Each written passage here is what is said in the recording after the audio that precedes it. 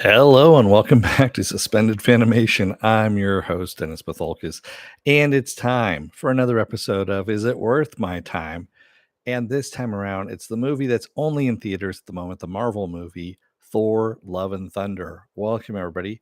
Let me take care of some business first, and we'll get down to it. If you like what you see here, like, share, and subscribe. If you're still on the fence about subscribing, take a look at the video that pops up at the very end here. YouTube takes the algorithms of all the stuff you've been watching and tries to match it as best as possible to one of the videos, my vast video library, and pops it up here just for you. And if you like what you see there, hit that subscribe button down below there. And if you can't, hit that like button, the share button as well.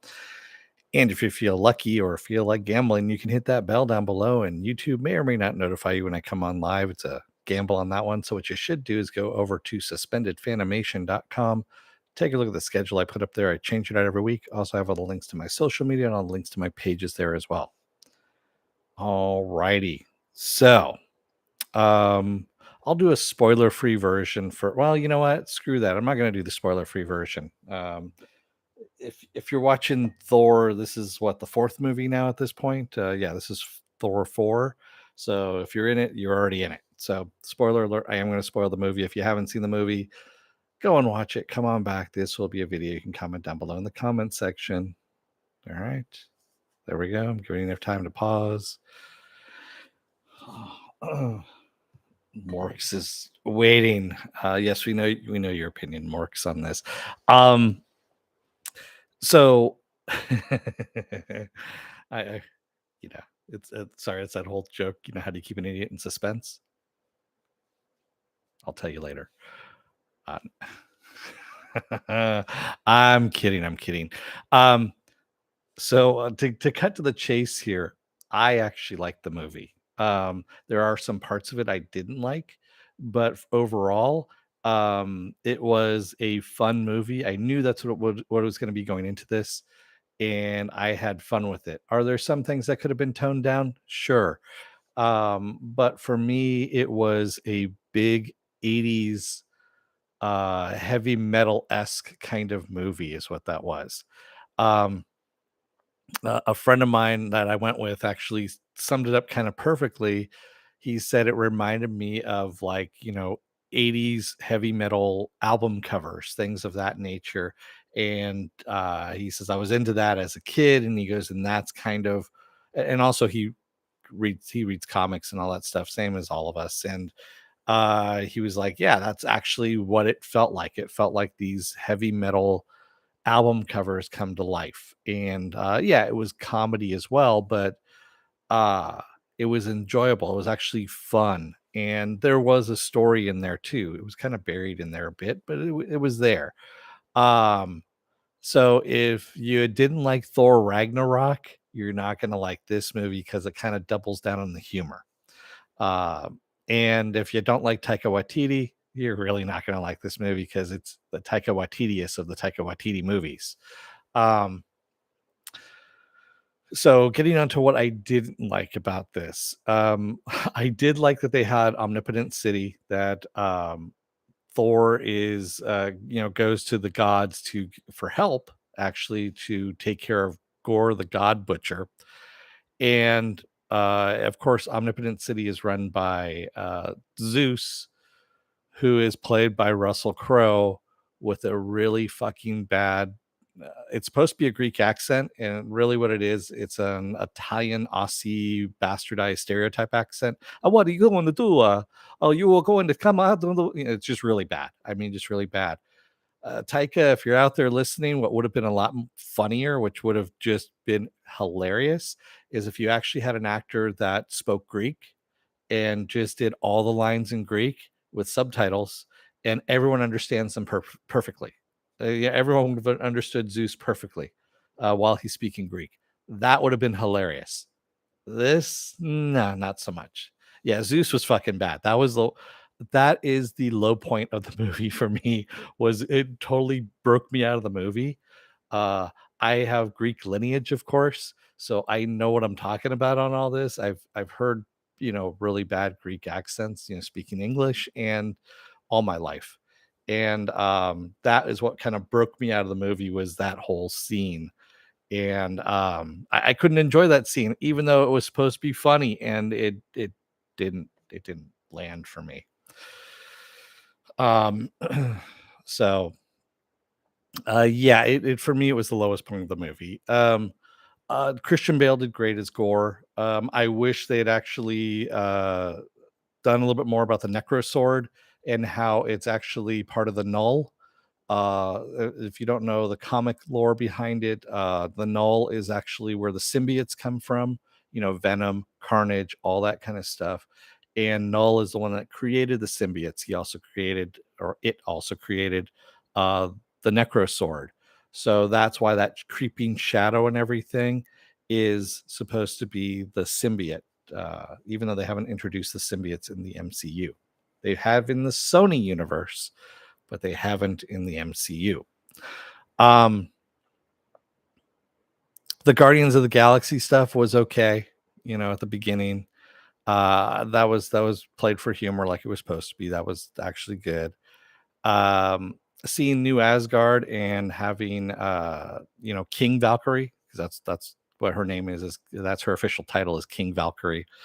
Was kind of cool as well. That was good. I did like the goats Morks. I love the goats actually. So Tooth Gnasher and Tooth Grinder is the name of the goats, which actually their real name, their old Norse names is and I'm gonna fuck this up, of course, is Tan Grishnes is that's what literally the translation is teeth thin or one who has gaps between the teeth, and Tan Nostisch, which is teeth grinder. That's actually more of a real translation there. And the goats being loud and just like goats are, I thought that was actually kind of funny. And that actually, I can understand how it can grind on people, but every now and then you'd hear the goats, ah! And I don't know why, it just made me laugh.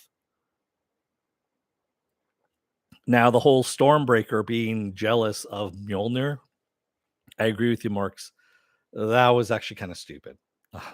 It really was. Um, I did love that Mjolnir in Jane Foster's hands when she becomes Mighty Thor. All the pieces could scatter and become like bullets and just rip through, you know, any adversary and then come back together again. That was fucking cool. They actually did a great job with that. Now, for me, the high point of this movie was Eternity. I never thought I'd actually see Eternity in a movie because it's a fucking weird concept, even for the comics. And Eternity is basically the universe um, as an entity, if you will. And having Gore trying to get to Eternity to make the one single wish to get rid of all gods uh was weird, but also seeing Eternity sitting there, you know, in repose in this water, this eternal setting, if you will, was really fucking cool. That was actually for me one of the high points of all of this. um so that was actually the high point of the movie. Also, the hall of the great ones, I guess you could say, where you see the Watchers, you see the tribunal, the living tribunal. You see celestials. There's all different statues that are along the back wall there, and that was actually kind of cool as well because again, now this is all part of MCU canon. Now at this point, that these characters exist, and yeah, that was actually kind of cool stuff that he's bringing that kind of stuff in. Um, And I mean, sure, they're kind of, you know, one-offs, almost throwaways, if you will, but they are canon and it's awesome. What the fuck happened here? um, so yeah, I was okay with this movie. I really was okay with this movie. Korg, uh, I don't see the necessary use of having Korg around, quite honestly. The voiceover was funny, you know, doing the story time telling. That was about it at the beginning and the end. That was fine. But Korg throughout the movie just wasn't needed. Excuse me. Other than to have Taika Waititi, you know, voice a character. So is it worth your money, Cheryl? If you like Thor Ragnarok, it's more of Thor Ragnarok. That's what it is. So um it's up to you on that one. So for me, it was worth my time. I actually had a good time with it. It was enjoyable. It's going to be out on Disney Plus in 45 days from the release. It's anywhere from 45 days to 70 days is where that is.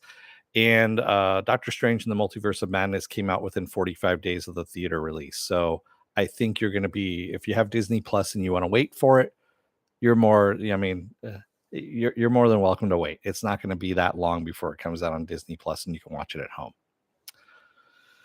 So if you're really, just not a Ragnarok fan, which I'm a Ragnarok fan, I really liked it. And also the music that having the heavy metal um music in there just actually kind of works for me. I've actually had a couple of the songs stuck in my head and they've just been kind of repeating since I saw it, and which is fine. I mean, not the GNR ones. The GNR ones, are okay, but yeah, who needs those? I did find it funny though that Taika Waititi did say that he's a huge Kate Bush fan and was really pissed off that that Stranger Things beat him to it to using the music, and because he was going to use it in this movie, and I'm really glad they beat him to it because I am not a Kate Bush fan, and I'm glad they just used it in Stranger Things season 4, and now we don't have to have that unpleasantness in a MCU movie because that really would have pushed me over probably to the edge of like, nope, not liking this. But and also having the Hemsworth brood in all of this as well. So we had one of Chris's sons playing him as playing Thor, young Thor, as he's running through the forest. Also Love, who is Gore's daughter at the end there, is actually another one of Hemsworth's brood. It's his daughter actually, and having her at the end was pretty funny. Getting Kate Bush is a bit difficult anyways. Not really, supposedly. And no, that was not a joke. I'm talking about the rights and stuff like that was not supposedly not all that difficult. And supposedly, again, like I said, Watiti is a huge fan of her. So, excuse me. Don't know why, but all of a sudden I had a little frog near my throat. So I'm good now.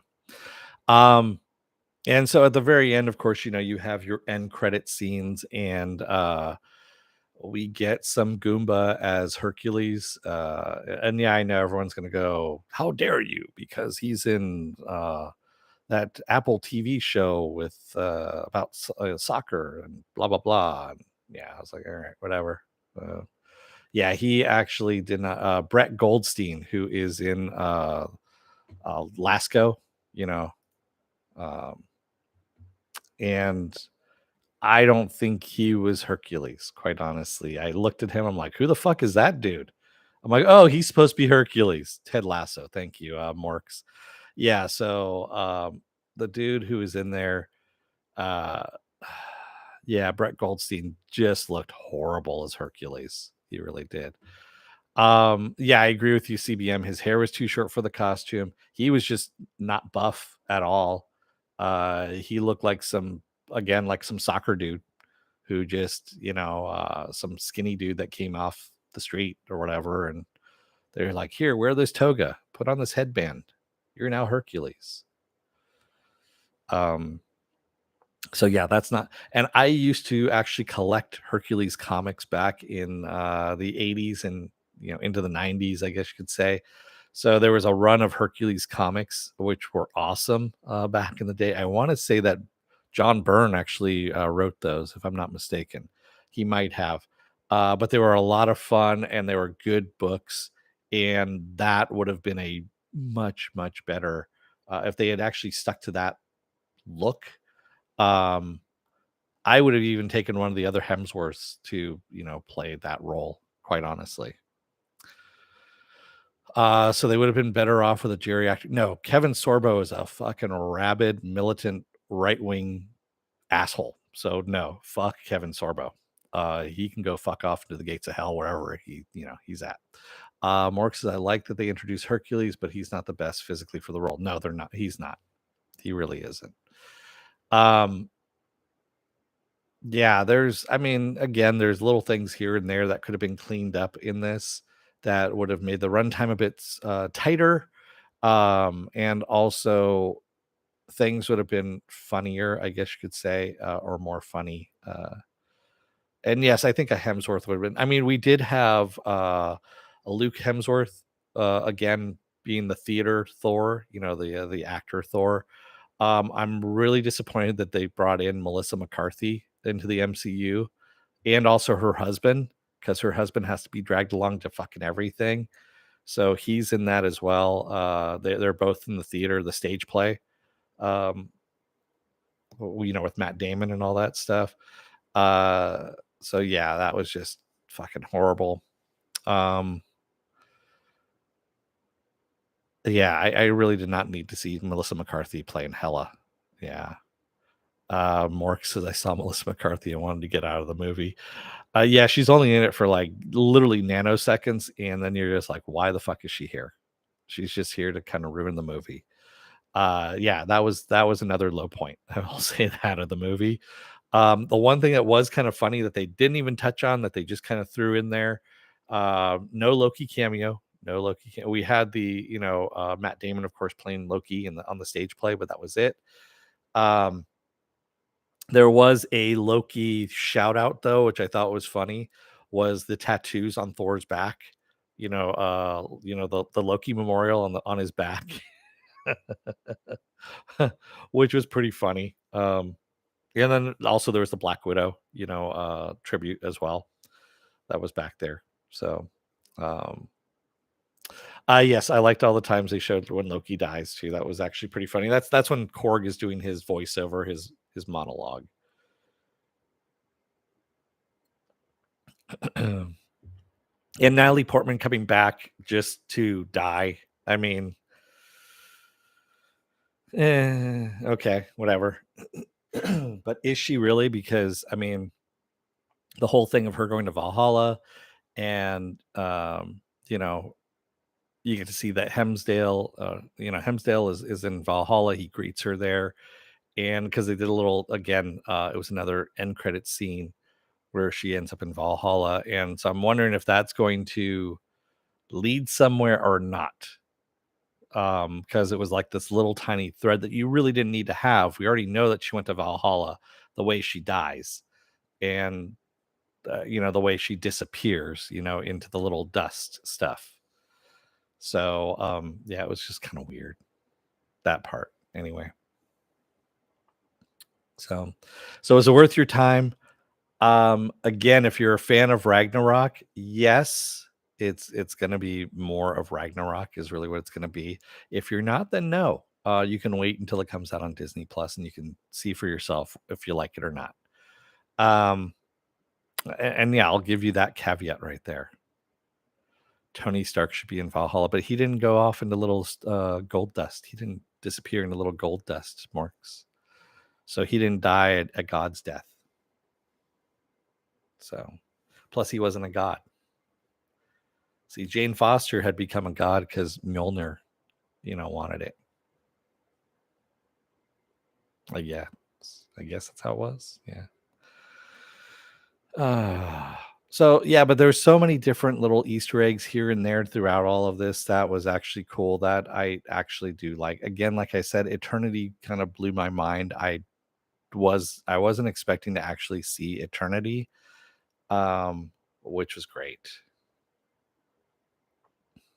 CBM says, I think the afterlife also depends on community or beliefs. Uh, well, yeah, in the now, sure. Mork said, I thought Jane, if she had become a god, would have beaten cancer. Not necessarily, because remember, Mjolnir was actually taking her. It was using her mortal life force in order to generate it. So Mjolnir was actually killing her. And in return, he gave her a god's death, is what Mjolnir gave her. So, Yeah, Jane was not a god, but again, like I said, Mjolnir gave her a god's death. There you go. Thor actually can die. Morks. They already said that they live for thousands of years. They have a lifespan.